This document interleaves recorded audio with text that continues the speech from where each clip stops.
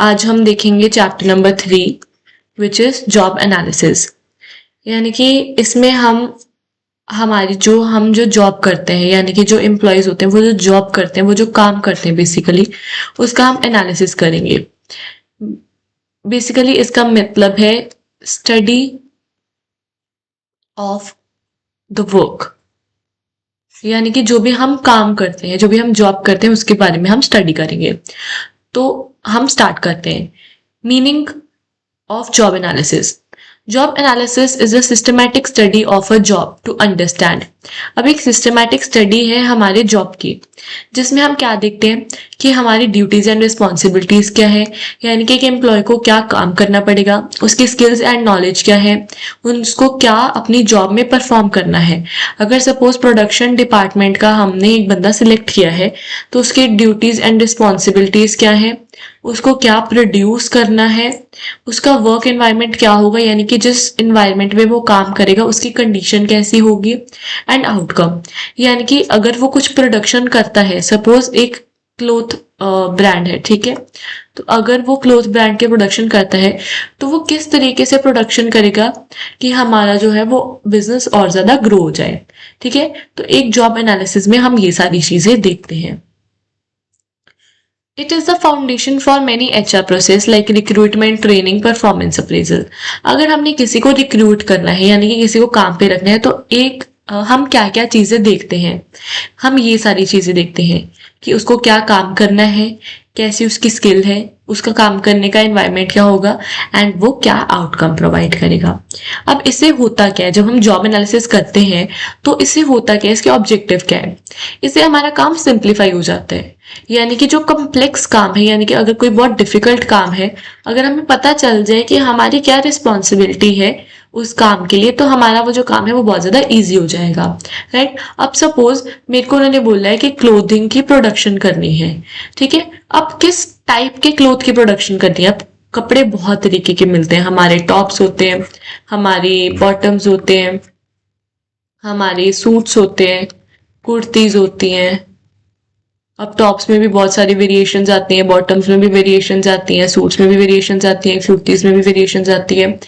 तो किस टाइप का कपड़ा बनाना है, कौन सी ड्यूटी हमें करनी है, कौन सी रिस्पॉन्सिबिलिटी हमें करनी है, वो हमारा काम इजी हो जाता है अगर हमें पता चल जाए। तो हमारे स्टैंडर्ड सेट हो जाते हैं, यानी कि हमारा एक बेंचमार्क स्टैंडर्ड सेट हो जाता है कि हमने इस क्वालिटी का कपड़ा बनाना है, या इस क्वालिटी का जो है वो हमने प्रोडक्शन करनी है, अगर हम सिर्फ प्रोडक्शन डिपार्टमेंट की बात करें। ठीक है, तो हमारे जो है स्टैंडर्ड सेट होने चाहिए, यानी कि हमने ऐसा काम उनको करके देना है, ऐसी प्रोडक्शन करके देनी है। टू सपोर्ट पर्सनल एक्टिविटीज, यानी कि इसमें हम हायरिंग करते हैं, ट्रेनिंग प्रोवाइड करते हैं, प्रमोशन करते हैं अपने जो है वो एम्प्लॉयज की। तो इन सारी चीजों से जॉब एनालिसिस करने से हमारे ये कुछ काम इजी हो जाते हैं। आगे हमारा आ जाता है टॉपिक टाइप्स ऑफ एम्प्लॉयज। हमारी हेडिंग को मैं हाईलाइट कर देती हूँ, ठीक है, meaning, and this is our chapter. हमारे टाइप्स ऑफ एम्प्लॉयज क्या है, sorry types of job analysis क्या है। एक तो सिंगल पर्पस और एक मल्टीपर्पस। अब नाम से ही समझ में आ रहा है, सिंगल पर्पस यानी कि एक चीज पे ध्यान देना, मल्टीपर्पस यानी कि बहुत सारी चीजों पे ध्यान देना। अब सिंगल पर्पस जॉब एनालिसिस में जैसे डिजाइनिंग अ ट्रेनिंग प्रोग्राम। अब सपोज ट्रेनिंग प्रोग्राम है, तो कहीं पे जाके ट्रेनिंग प्रोवाइड करनी है, उसको सारी डिजाइनिंग करना है, यानी कि वो काम कैसे कैसे होगा, दैट इज सिंगल पर्पस। अब जरूरी नहीं कि हम यही एग्जाम्पल है, हम कोई भी एग्जाम्पल ले सकते हैं, किसी एक चीज पे ध्यान रखना, that is single purpose. Multipurpose, बहुत सारी चीजों पे ध्यान रखना, जैसे कि रिक्रूटमेंट हो गया, जैसे कि अप्रेजल हो गया, यानी कि परफॉर्मेंस अप्रेजल, कि हमने कैसे किसी परफॉर्मेंस को यहाँ पे लेके यहाँ से यहाँ तक लेके जानी है, या हमने कैसे किसी की परफॉर्मेंस को अच्छा करना है। सेफ्टी के बारे में देखना। जब हम बहुत सारी चीजों को एनालाइज करते हैं, वो हमारा हो जाता है मल्टीपर्पस। नेक्स्ट आ जाता है uses and advantages of job analysis. अब हमें क्यों चाहिए, हमें जॉब एनालिसिस क्यों करना है, हमें क्यों देखना है कि हमारे जो हमने अपनी जॉब को क्यों स्टडी करना है। पहले तो ह्यूमन रिसोर्स प्लानिंग, इसे हम प्लान अच्छे से कर पाएंगे। सपोज ओके, फॉर एग्जाम्पल मैं एक अगेन हम क्लोथिंग का एग्जाम्पल लेते हैं, मैं क्लोथिंग कंपनी में काम करती हूँ, ठीक है, मैं वहां की एचआर हूँ। अब मेरे को चाहिए प्रोडक्शन डिपार्टमेंट के लिए बंदे, ठीक है। अब मैं इस प्रोडक्शन डिपार्टमेंट का जॉब एनालिसिस करूंगी, उसके बेसिस पे मैं हायर करूंगी।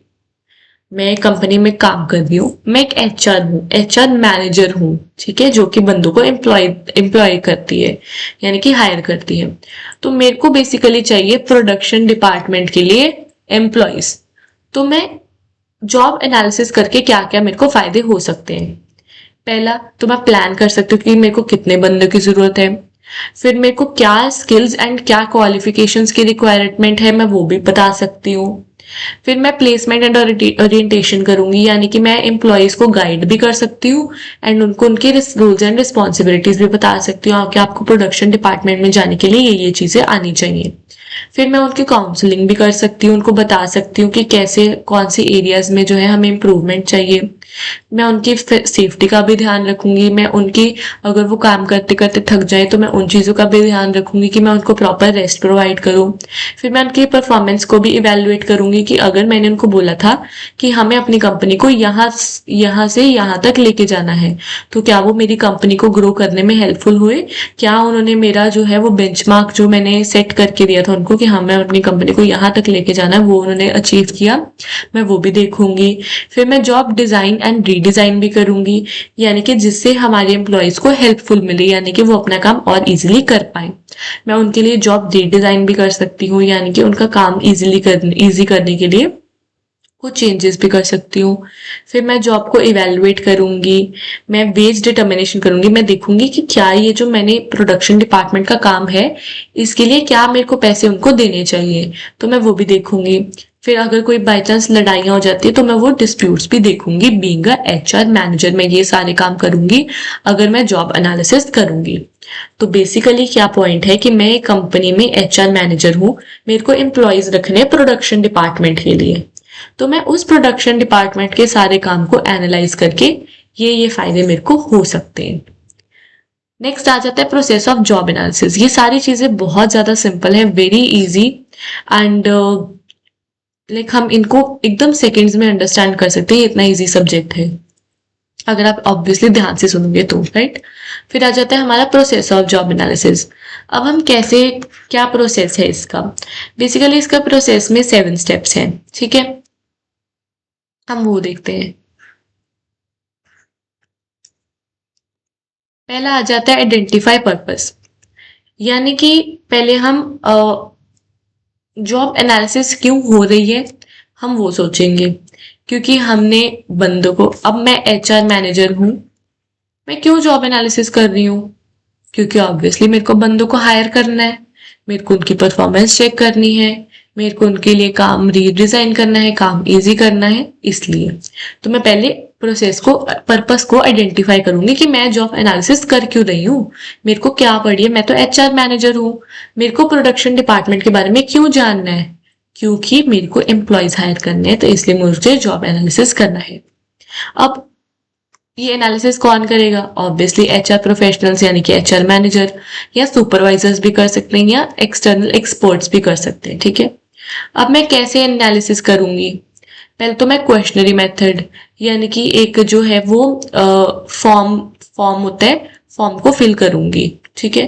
फिर मैं इंटरव्यू लूंगी, फिर एम्प्लॉयज को, सारा एम्प्लॉयज के बारे में जानूंगी, एम्प्लॉय से इंटरेक्ट करूंगी, फिर मैं उनको ऑब्जर्व करूंगी, यानी कि वो अपना टास्क एंड ड्यूटीज कैसे परफॉर्म कर रहे हैं वो देखूंगी, ठीक है।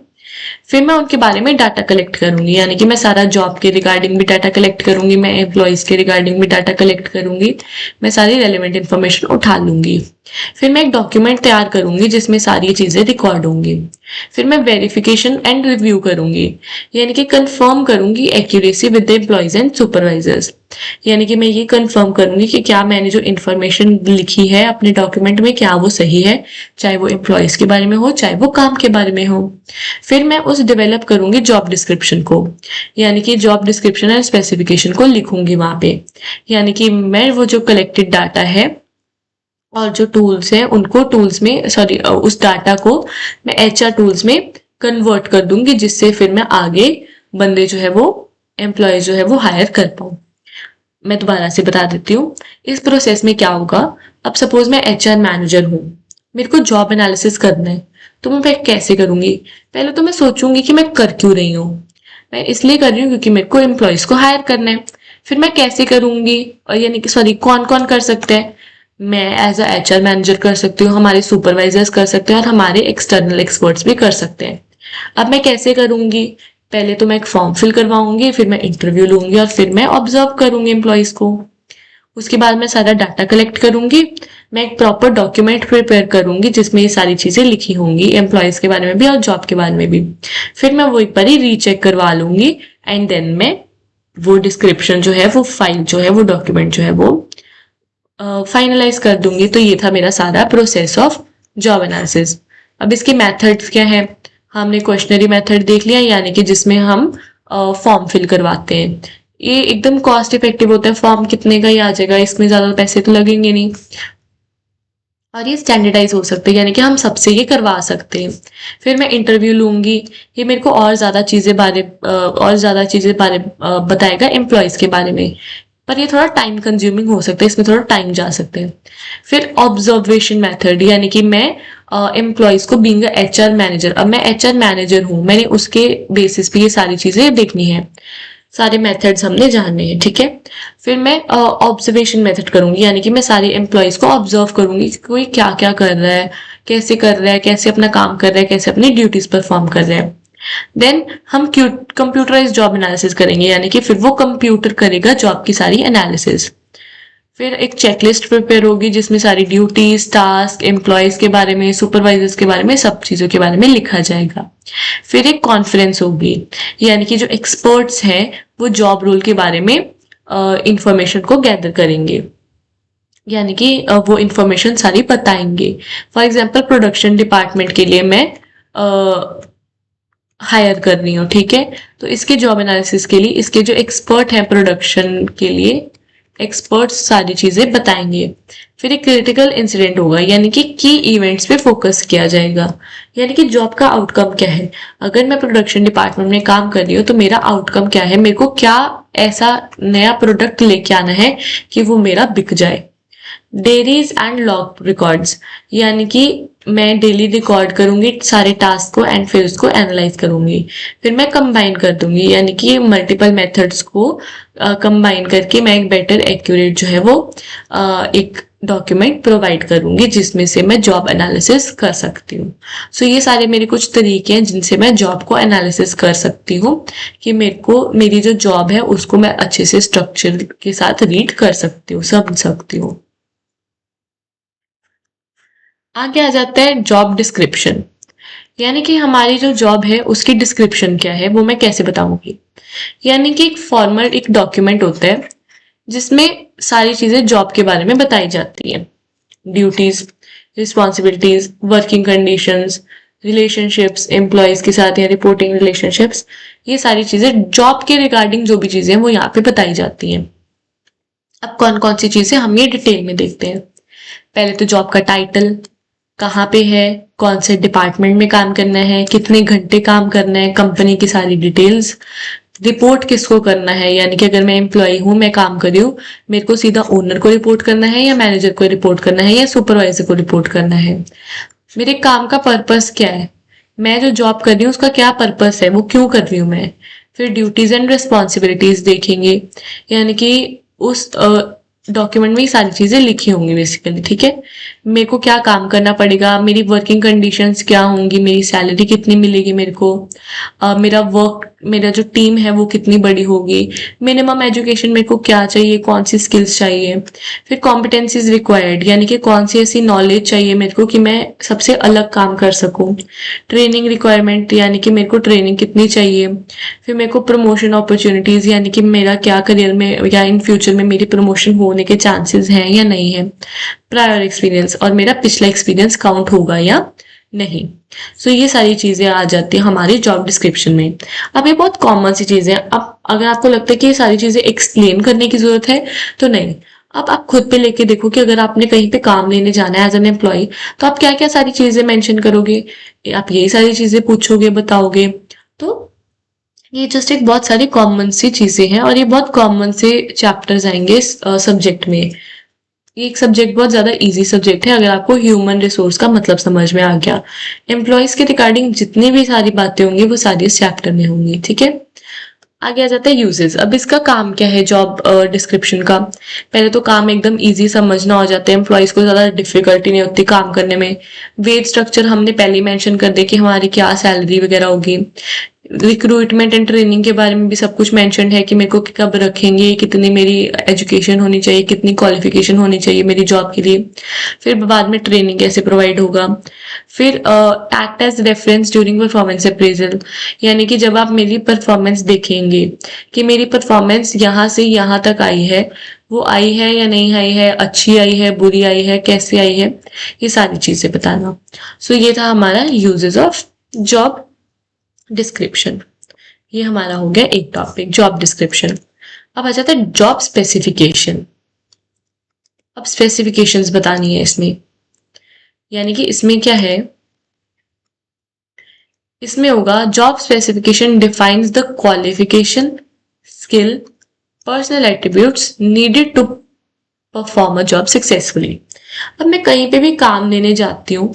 अब हमने देखा होगा कि जो हमारा एक 12th पास जो बच्चा होता है उसको कम ही काम मिलता है, ठीक है।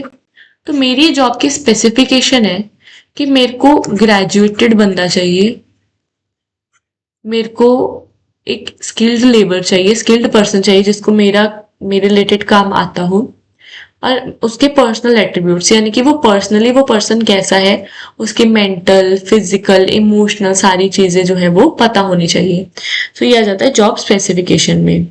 यानी कि जब मैं एम्प्लॉयज की क्वालिफिकेशन देखती हूँ, उनकी स्किल्स देखती हूँ, उनके पर्सनल सारी चीजें देखती हूँ, दैट इज जॉब की स्पेसिफिकेशन। यानी कि मेरे को इस जॉब में क्या स्पेसिफिकेशंस चाहिए। इसमें क्या आता है, इंफॉर्मेशन टिपिकली इंक्लूड, कैसी इंफॉर्मेशन इसमें आती है, फिजिकल रिक्वायरमेंट, उसका स्ट्रेंथ, स्टेमिना, सारी चीजें। मेंटल रिक्वायरमेंट, उसका लॉजिक, उसका डिसीजन लेने का तरीका, उसके सोचने का तरीका, ये सारी चीजें। इमोशनल एंड सोशल, उसका पेशेंस, वो कैसे लोगों के साथ काम कर रहा है, टीम वर्क एंड उसकी कम्युनिकेशन की स्किल्स। बिहेवियरल रिक्वायरमेंट, यानी कि उसका बिहेवियर कैसा है, उसका एटीट्यूड कैसा है, क्या वो लॉयल है, क्या वो ऑनेस्ट है, क्या वो फेयर तरीके से काम करेगा, ये सारी चीजें। यानी कि एक एम्प्लॉय के बारे में जितनी भी सारी चीजें हैं वो सारी जॉब स्पेसिफिकेशन में आ जाएगी। अब इसका स्पेसिमन क्या होता है, यानी कि इसमें कौन कौन सी चीजें होती हैं। पहले तो डिपार्टमेंट के बारे में, ड्यूटी के बारे में, फिर रिक्वायरमेंट्स क्या है, एजुकेशनल रिक्वायरमेंट्स क्या है, एक्सपीरियंस क्या है। ये इतना इंपॉर्टेंट नहीं है तो आप इसको स्किप कर सकते हो। आगे आ जाता है यूजेस। इसके अब यूजेस क्या है, ये हमें एम्प्लॉयज को रखने में हेल्प करेगा। अगर हमें पता चल रहा है एम्प्लॉय के एटीट्यूड से ही कि वो ऑनेस्ट नहीं है, वो लॉयल नहीं रहेगा हमारे लिए, तो हम पहले ही उसको ना रखें अपनी कंपनी में, ठीक है। फिर assist in training and development planning. अब अगर कोई एम्प्लॉय जो है वो क्रिटिकल थिंकिंग में, यानी कि वो उसकी जो सोचने का तरीका है वो बहुत ज्यादा अच्छा है, उसकी जो डेवलपमेंट है वो बहुत ज्यादा अच्छे से हुई है, तो वो हमें हेल्प आउट कर सकता है। अगर हमें एम्प्लॉय के बारे में पता होगा कि हाँ ये एम्प्लॉय का सोचने का तरीका बहुत अलग है एंड ये हमें बहुत हेल्पफुल करेगा, तो हम उसको रखेंगे। एम्प्लॉयज को सेल्फ डेवलपमेंट में गाइड करना, यानी कि एम्प्लॉय जो है वो एम्प्लॉय की ग्रोथ हो जाए, वो सारी चीजें बताना। तो ये आ जाता है जॉब स्पेसिफिकेशन। अगला टॉपिक है रोल एनालिसिस। रोल एनालिसिस का मतलब है कि जब हम identify jobs and functions, okay हम देखते हैं पहले इसका मीनिंग, यहाँ पे मैंने मेंशन नहीं किया, जस्ट अ सेकेंड।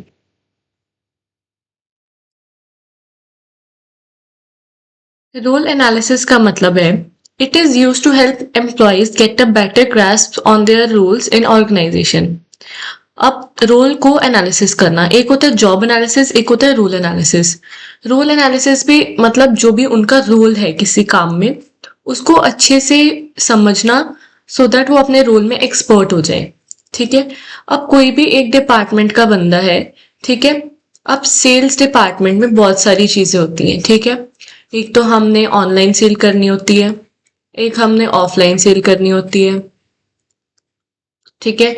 और ये प्रोडक्ट के बेस पे भी सेल हो सकती है, ठीक है। बहुत सारी सेल के तरीके होते हैं। अब सपोज एक बंदा ऑनलाइन सेल कर रहा है, उसका रोल है ऑनलाइन सेल्स पर्सन, ठीक है। तो वो अपने जो है रोल को इतनी अच्छे तरीके से कर ले, कि इतनी अच्छे तरीके से समझ ले कि उसको एकदम ग्रास्प हो जाए। आइडेंटिफाई, इससे क्या होगा, सॉरी इसके स्टेप्स क्या हैं। Identify objectives and functions of the department, यानी कि हम फंक्शंस को आइडेंटिफाई कर लेंगे। हम ask role employee to state की परफॉर्मेंस एरियाज, यानी कि किस किस एरिया पे ध्यान देना है हम वो अच्छे से जान पाएंगे। हम अदर जो रोल पार्टनर्स हैं, अब सपोज ऑनलाइन वाला ऑफलाइन वाले से भी हेल्प ले सकता है, यानी कि इंटरेक्शन कर सकता है। फिर क्लैरिफाई होगा एंड डॉक्यूमेंट करेंगे उस एम्प्लॉय को रोल को राइटिंग में, यानी कि लिखित में, राइटिंग में हम उस एम्प्लॉय को बताएंगे कि आपका ये रोल है। तो ये कुछ स्टेप्स होते हैं। फिर आ जाता है जॉब डिजाइन। अगला हमारा टॉपिक है जॉब डिजाइन का। यानी कि इसमें क्या होता है कि जो हमारा वर्क टास्क है, यानी कि जो भी हमारा काम है, रिस्पॉन्सिबिलिटीज है, रिलेशंस है हमारे, उनमें हम क्या करेंगे, उनमें हम कुछ ऐसा स्ट्रक्चर बना देंगे, यानी कि उससे हमें okay. Job design is the process of structuring work task, responsibility, relationships to improve performance and satisfaction. यानी कि इनको एक अच्छे स्ट्रक्चर में ले देना, यानी कि अपनी रिस्पॉन्सिबिलिटीज को एक अच्छा स्ट्रक्चर दे देना, रिलेशनशिप्स को अच्छा स्ट्रक्चर दे देना, वर्क टास्क को अच्छा स्ट्रक्चर दे देना, सो दैट हमारे काम में हमें सेटिस्फेक्शन मिल जाए। यानी कि हम अपने जॉब के, यानी कि जो भी हमारा काम है उसको इतने अच्छे तरीके से डिजाइन कर देना ताकि हमें वो काम करने में मजा आए और हमें काम करने में अच्छा लगे। अब इसके कैरेक्टरिस्टिक्स क्या है। पहले तो ऑर्गेनाइजेशनल स्ट्रक्चर, यानी कि ये job fits with the company workflow, यानी कि जो भी हम डिजाइन करेंगे जॉब, जो भी हम जॉब को एक अच्छे स्ट्रक्चर में लगाएंगे, ये हमारी कंपनी के लिए बहुत ज्यादा फायदेमंद होगा। ये एम्प्लॉयज के नीड्स एंड उनके वेलबींग को भी देखेगा। यानी कि जो भी हम जॉब का डिजाइन बनाएंगे वो ऐसा नहीं होना चाहिए कि कोई जो एम्प्लॉय है वो काम कर ही ना पाए, यानी कि इसमें एम्प्लॉय का भी फायदा होना चाहिए और कंपनी का भी फायदा होना चाहिए। ये जो स्किल्स हैं, यानी कि सपोज हमारी जो जॉब रिक्वायरमेंट है वो कुछ और है एंड स्किल्स कुछ और है बंदे के पास, एम्प्लॉय के पास, तो क्या वो मैच हो रहा है, दोनों चीजें नहीं मैच हो रही, तो हम क्या वो उस एम्प्लॉय को उस काम पे रख पाएंगे, नहीं रख पाएंगे। सो द पॉइंट इज कि हमें स्किल्स को मैच करना है जॉब रिक्वायरमेंट के साथ। मोटिवेशन एंड कमिटमेंट, यानी कि हम एंगेज करेंगे एम्प्लॉयज को मीनिंगफुली, यानी कि हम अपने एम्प्लॉयज को जो है वो एम्प्लॉयज को बोलेंगे कि आप भी हमारे साथ इंटरेक्ट करो। हम ऐसा एक स्ट्रक्चर बना देंगे जॉब का कि एम्प्लॉयज को भी हमारे लिए यानी कि अपनी जो आइडियाज हैं वो भी प्रेजेंट करने पड़ेंगे। फिर हम जॉब्स को सराउंडिंग्स के साथ थोड़ा एडजस्ट करने की कोशिश करेंगे। Work aligns with agreements unions, यानी कि जो हमारा काम है वो हमारे एग्रीमेंट के साथ अलाइन करना चाहिए। हम जॉब को ऐसे डिजाइन करेंगे कि हमारा काम भी पूरा हो जाए, एम्प्लॉय भी खुश हो जाए और हमारी कंपनी की ग्रोथ भी हो जाए। Improves employee satisfaction and safety, अब हमारा जो जॉब है हम उसको ऐसे स्ट्रक्चर में लेके आएंगे कि हमारा जो एम्प्लॉय है वो एकदम सेटिस्फाई हो जाए। नेक्स्ट आ जाता है factors affecting job design.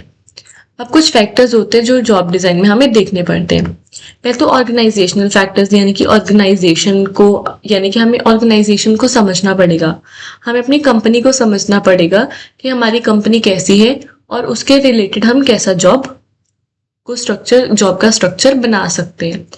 Task characteristics, यानी कि क्या हमारा वो जो जॉब है वो इतना ज्यादा डिफिकल्ट है, क्या उसमें वेराइटीज है, सो दैट हम उसको इजीली वे में हम उसको दिखा पाए।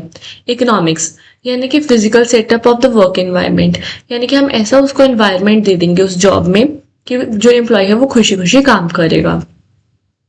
Work practice, methods and procedures used, यानी कि अब इसमें क्या होगा कि हमारे जो मेथड्स हैं एंड हमारे जो प्रोसीजर्स हम यूज करते हैं, राइट, जो भी हम जिस भी जॉब में हम जो मेथड्स हैं वो जो यूज करेंगे वो हमारे जॉब को बहुत ज्यादा इफेक्ट करेगा, जॉब डिजाइन को इफेक्ट करेगा। यानी कि हम बेसिकली देख रहे हैं कि क्या क्या चीजें हमें ध्यान में रखनी है जॉब को डिजाइन करते वक्त। पहला तो ऑर्गेनाइजेशन फैक्टर्स, दूसरा टास्क, तीसरा एर्गोनॉमिक्स, चौथा वर्क प्रैक्टिस, पांचवा है एम्प्लॉय अवेलेबिलिटी एंड स्किल। अब हम अपना जॉब ऐसा रखेंगे जो भी हमारे पास एम्प्लॉय अवेलेबल है। अब ऐसा तो नहीं कि हमारे पास स्किल कोई और एम्प्लॉय की है और हमारे पास जो जॉब है वो मैच नहीं हो रही तो भी हमने रख लिया। अब ऐसा पॉसिबल नहीं है। अब सपोज कोई हम जॉब इतनी कॉम्प्लेक्स रख दे, इतनी डिफिकल्ट रख दे कि हमारे लिए उस स्किल का एम्प्लॉय ढूंढना ही ना ढूंढा जाए हमारे लिए एम्प्लॉय, यानी कि हमारे पास एम्प्लॉयज होने चाहिए। जैसे जैसे हमारे पास एम्प्लॉयज हैं वैसा हम जॉब को डिजाइन कर देंगे, यानी कि एम्प्लॉयज के लिए हम जॉब डिजाइन करेंगे। स्पेस एंड इक्विपमेंट अवेलेबिलिटी, यानी कि उस जॉब के लिए, उस जॉब को करने के लिए एक अच्छा स्पेस भी होना चाहिए और जो हमारा एम्प्लॉय है उसके बिहेवियरल फैक्टर्स जैसे कि फीडबैक देना, मोटिवेशन प्रोवाइड करना, ऑटोनॉमी, ये सारी चीजें जो है हमें जॉब को डिजाइन करते वक्त देखनी चाहिए। आगे आ जाता है जॉब रीडिजाइन, यानी कि एग्जिस्टिंग जॉब को मॉडिफाई करना। कोई जॉब चल रही है उसको उसमें चेंजेस लाना, बेसिकली चेंजेस, ये होता है रीडिजाइन करना। यानी कि इससे और ज्यादा काम अच्छा होता है, और ज्यादा सेटिस्फेक्शन मिलती है, और ज्यादा परफॉर्मेंस अच्छी हो जाती है। इसका प्रोसेस क्या है? पहले तो हमें रिवाइज करना पड़ेगा। रिवाइज का मतलब होता है जो भी हमारे पास पहले था उसमें उसको अच्छे से पढ़ना एंड उसमें सारी चीजें नोट कर लेना कि हमें किस किस चीज में किस किस हमें जो है वो पॉइंट पे चेंजेस करने की जरूरत है, रिवाइज करना। फिर करंट जॉब को एनालाइज करना, फिर चेंजेस करना यानी कि ऑल्टर करना, फिर उसको अपडेट कर देना, फिर उसको रीशफल टास्क और रिस्पॉन्सिबिलिटीज। पहले हम इसमें क्या करते हैं, फॉर एग्जाम्पल हमारा एक हम कोई भी बिजनेस ले लेते हैं, चलो हम ऐसे ही समझते हैं, ठीक है। पहले हम क्या करेंगे कि हम कंटेंट देखेंगे, यानी कि हम अपना पहले जॉब अभी का जो हमारा चल रहा है वो देखेंगे, ठीक है। उसको अच्छे से एनालाइज करेंगे। फिर उसमें हमें क्या ऐसा लगता है कि चेंजेस करने की जरूरत है, कौन से वीक पॉइंट्स हैं जिसमें हमें चेंजेस करने की जरूरत पड़ सकती है, ठीक है। फिर हम वो देखेंगे, ठीक है। फिर उसके बाद हम उस जॉब को अपडेट कर देंगे, यानी कि उस जॉब की जो डिस्क्रिप्शन है उसको अपडेट कर देंगे। फिर हम टास्क एंड रिस्पॉन्सिबिलिटीज को रीशफल कर देंगे। आगे आ जाता है टेक्निक्स ऑफ जॉब डिजाइन। अब इसमें क्या है, अब जॉब को डिजाइन करने की कुछ टेक्निक्स होती हैं, job rotation, job enlargement and third one is job enrichment. ये कुछ टेक्निक्स हैं। जॉब रोटेशन का मतलब होता है moving employees across different jobs. अब ये एक एम्प्लॉय है, ये दूसरा एम्प्लॉय है, ये तीसरा एम्प्लॉय है। हमने क्या किया कि हमने एम्प्लॉयज को डिफरेंट डिफरेंट जॉब्स पे रख दिया।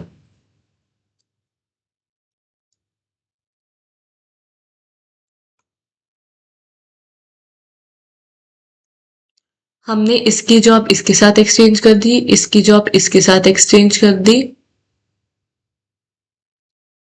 एंड हमने ऐसे कुछ चेंजेस कर दिए, इसको इसकी जॉब दे दी। तो हमने जो है वो एम्प्लॉयज को डिफरेंट डिफरेंट जॉब्स प्रोवाइड कर दी, ए को बी की, बी को सी को ए की, ठीक है जी। इसके ऑब्जेक्टिव्स क्या होंगे, इससे क्या होगा कि मोनोटोनी रिड्यूस हो जाएगी। मोनोटोनी मीन्स किसी एक का, यानी कि हम किसी एक की नहीं सुनेंगे। यानी कि फॉर एग्जांपल अगर ए जो है वो किसी एक डिपार्टमेंट पे एक्सपर्ट है तो अब वो बाकी डिपार्टमेंट्स में भी काम करेगा। ये हम फ्यूचर की प्लानिंग कर रहे हैं। अगर सपोज बी ने काम छोड़ दिया तो बी का काम ए को भी आना चाहिए। स्किल टेस्टिंग, हम स्किल्स देख रहे हैं कि किसके पास कौन सी स्किल है एंड कौन अच्छे से काम कर पाएगा। वाइडर एक्सपीरियंस, यानी कि हमारा जो एक्सपीरियंस है, जो एम्प्लॉय का एक्सपीरियंस है, इससे और ज्यादा वाइड हो जाएगा, उसको हर तरीके का काम आएगा। इसमें टिप्स क्या है, यानी कि क्लियर ऑब्जेक्टिव्स होंगे, प्रॉपर ट्रेनिंग होगी, मॉनिटर की जाएगी परफॉर्मेंस एंड फीडबैक भी दिया जाएगा। डिसएडवांटेजेस, अब ये बहुत टेम्पररी सी चीज है, ठीक है। इससे जो है इससे एफिशिएंसी नहीं बढ़ेगी। अगर सपोज मेरे को एक्स काम आता है और आप मेरे को वाई काम दे रहे हो करने के लिए तो ऑब्वियसली वो मेरे से नहीं होगा। मेरा स्ट्रेस लेवल बहुत ज्यादा हो जाएगा। इसमें मेरे को हर टाइम मेरे को कोई एक बंदा साथ में चाहिए होगा मेरी हेल्प के लिए। मेरी गलतियां करने के भी बहुत ज्यादा चांसेस बढ़ जाते हैं एंड कई बार मैं काम को रिजिस्ट भी कर सकती हूँ, यानी कि काम को मैं मना भी कर सकती हूँ कि मेरे को अब काम ये नहीं करना। तो ये होती है जॉब रोटेशन। आगे आ जाता है जॉब एनलार्जमेंट, मतलब horizontal expansion of the task at the same skill level, यानी कि स्किल लेवल तो सेम है बट टास्क का एक्सपेंशन हो गया। यानी कि अब क्या हुआ कि हम इस डिपार्टमेंट में काम कर रहे थे बट अब हम इस डिपार्टमेंट में काम करेंगे बट स्किल जो है वो हमारा सेम ही रहेगा। इससे मैं बोर नहीं होंगी जल्दी, क्योंकि मेरी शिफ्टिंग हो रही है।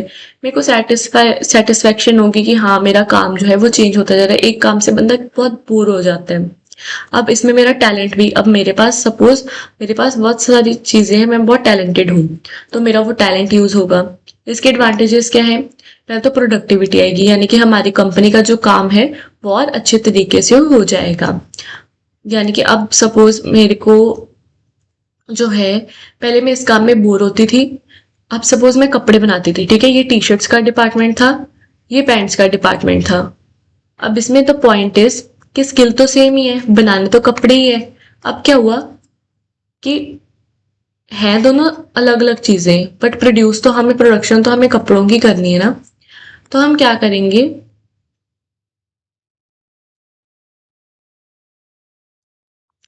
करेंगे, कि अब मेरे पास प्रोडक्टिविटी आ गई, यानी कि मेरा टैलेंट भी यूज हो गया। पहले मैं सिर्फ टी शर्ट बनाती थी, मैं बोर होगी, ठीक है, एक टाइम पे मैं 50 टी शर्ट बना लेती थी एक दिन में।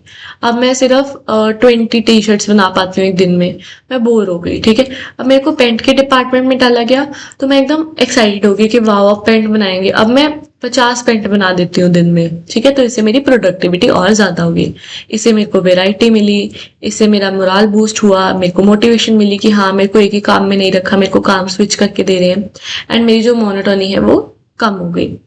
नेक्स्ट आ जाता है डिसएडवांटेजेस। अब मेरा स्ट्रेस लेवल भी बढ़ सकता है कि यार अच्छा वाला मैं टी शर्ट बना रही थी, कहाँ मेरे को पेंट में डाल दी, ये तो मेरे से हो ही नहीं रही है, ठीक है। स्ट्रेस बढ़ सकता है, मेरा लोड बढ़ सकता है, मेरे को ट्रेनिंग की कई बार जरूरत पड़ सकती है। अब कईयों का टी शर्ट्स में हाथ अच्छा होगा तो वो पेंट्स नहीं बना सकते होंगे, तो उनको ट्रेनिंग चाहिए होगी। क्वालिटी में इशू आ सकता है, यानी कि कई बारी पेंट जो है वो कहीं से फटी हुई भी निकल सकती है, ठीक है। तो ये हमेशा मोटिवेटिंग नहीं रहता, यानी कि हमेशा इससे कोई पर्सन जो है वो मोटिवेट नहीं हो सकता। लास्ट आ जाता है जॉब एनरिचमेंट, यानी कि वर्टिकल एक्सपेंशन ऑफ जॉब। इससे रिस्पॉन्सिबिलिटी आती है, ऑटोनॉमी आती है, स्किल की डेवलपमेंट होती है। अब फॉर एग्जाम्पल हम लेवल्स ऑफ मैनेजमेंट देख लेते हैं, ठीक है। ये था मैनेजमेंट का लेवल, अब ये आ गया ओनर का, और ये आ गया एम्प्लॉयज का। अब क्या हुआ कि एम्प्लॉय को मैनेजर बना दिया गया, यानी कि प्रमोशन होगी, यानी कि वर्टिकल एक्सपेंशन ऑफ जॉब होगी।